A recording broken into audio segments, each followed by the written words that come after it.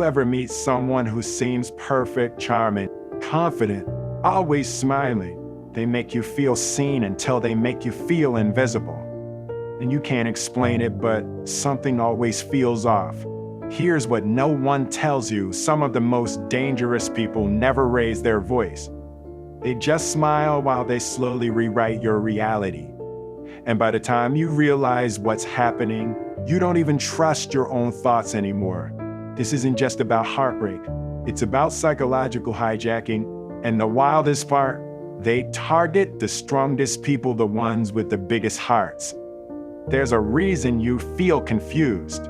There's a reason you feel like you're losing your mind. And once you see the truth behind that smile, you'll never fall for it again. Stay right here, because what you're about to learn changes everything.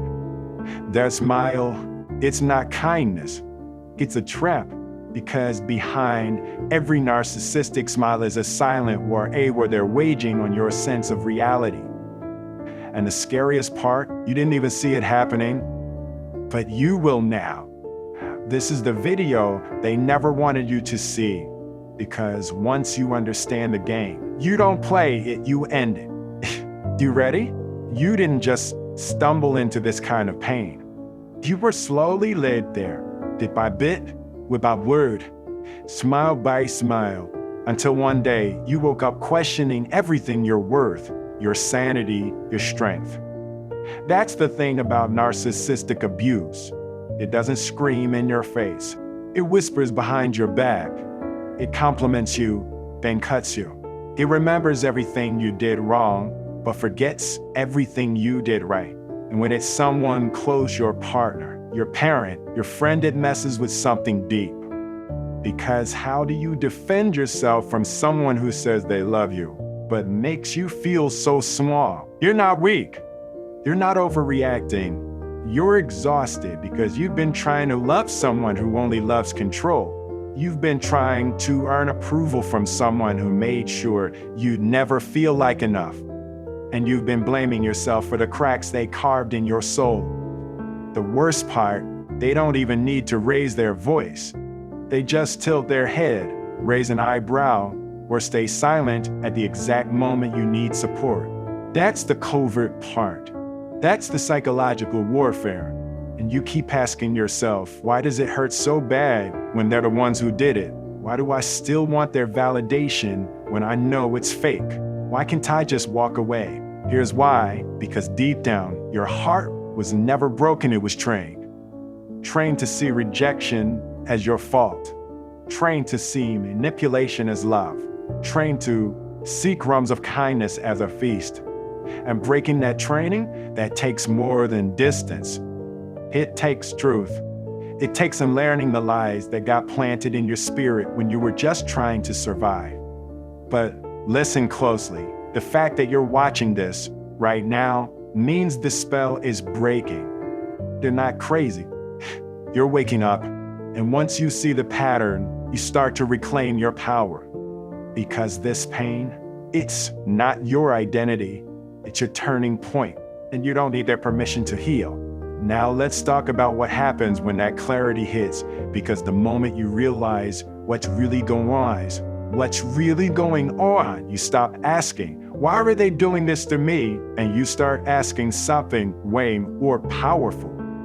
Why was I ever convinced I deserved it? Ready to feel that shift? Let's go. We want to know the truth that flips everything. Narcissists don't choose weak people, they target strong ones who haven't realized their strength yet.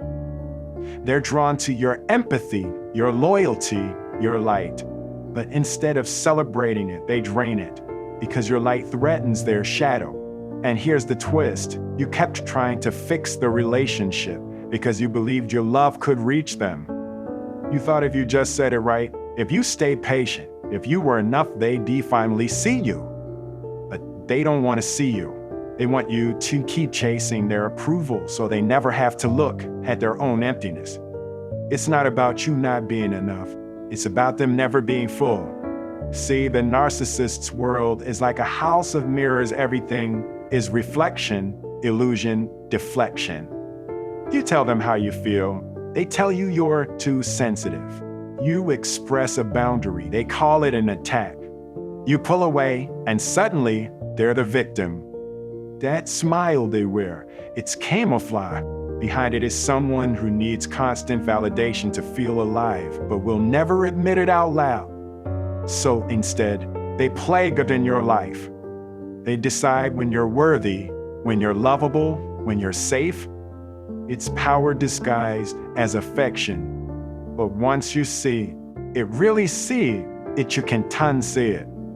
The turning point is when you stop trying to change them and start focusing on why you felt the need to shrink yourself to fit their love in the first place.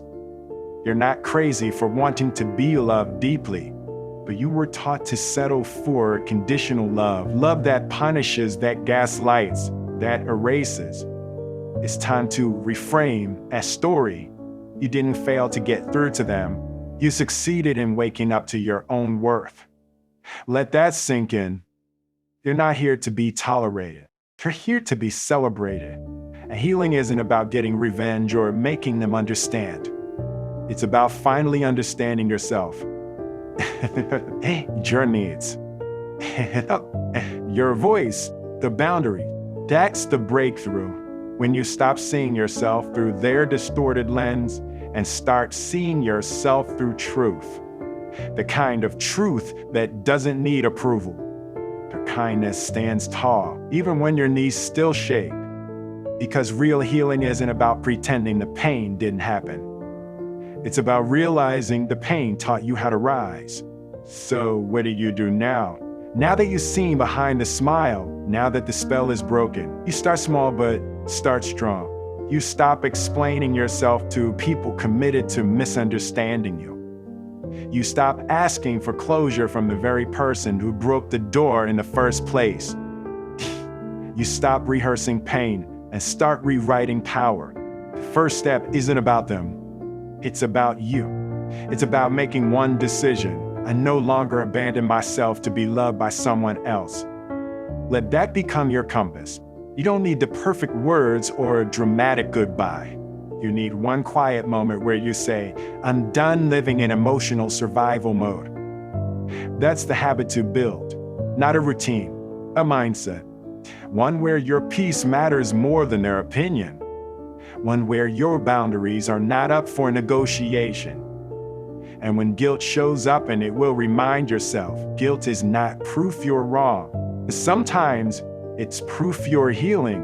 The truth is, narcissistic abuse creates a trauma bonded loop where pain and love get tangled.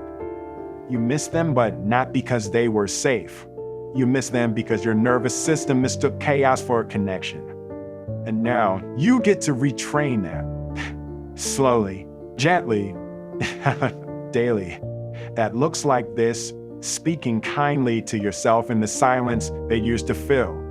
Noticing when you're over-explaining and choosing stillness instead. Letting the urge to fix things pass like a wave without diving into it. And maybe the most powerful shift of all, choosing relationships that feel like home, not ones where you feel like a guest begging to be let. Because when you begin to love yourself the way they refuse to, you stop craving what they never gave you. You stop mistaking crumbs for love. You stop shrinking to fit someone else's emptiness. You rise, and that doesn't always look loud or dramatic. Sometimes it's just the quiet confidence of knowing I don't have to be broken to be worthy of love. So if you're waiting for a sign that it's okay to move forward, this is it.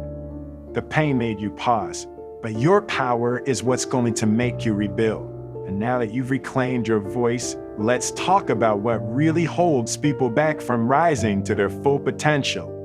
Because in the next video, we're diving into something even deeper, something most people ignore. It's the reason they stay stuck, chasing the same outcomes, repeating the same cycles. If you're ready to stop spinning your wheels and finally unlock real change, you can't miss what's coming next. You've made it this far because something in you is done with confusion, with emotional crumbs, with shrinking into the version of yourself that made their world more comfortable. But if you really want to break the cycle, you have to confront what's underneath.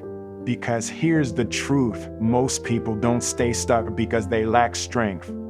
They stay stuck because they ignore why they're feeling unworthy in the first place. They try to push forward without healing the root. They adopt surface-level habits but never examine the beliefs driving them. And then they wonder why nothing changes. But not you.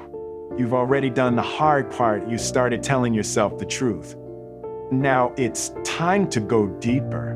Because the real reason people fail to grow isn't because they don't want to succeed, it's because they never learn how to build a growth mindset, one that doesn't crumble under pressure, one that sees failure as feedback, not identity. In the next video, most people fail because they ignore this. We'll uncover the hidden block that stops even the most talented people from breaking through. It's not lack of talent. It's not bad luck. It's a blind spot in how they think, and once you see it, you'll never think the same again. So if you've ever asked yourself, why do I keep ending up in the same patterns? Or what's stopping me from leveling up? Then this next message is for you. Don't stop here.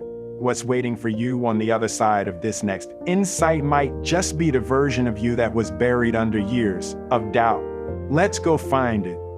This is wisdom recorded, your knowledge source. If this hit home, subscribe and like to stay fueled with truth, healing, and real transformation.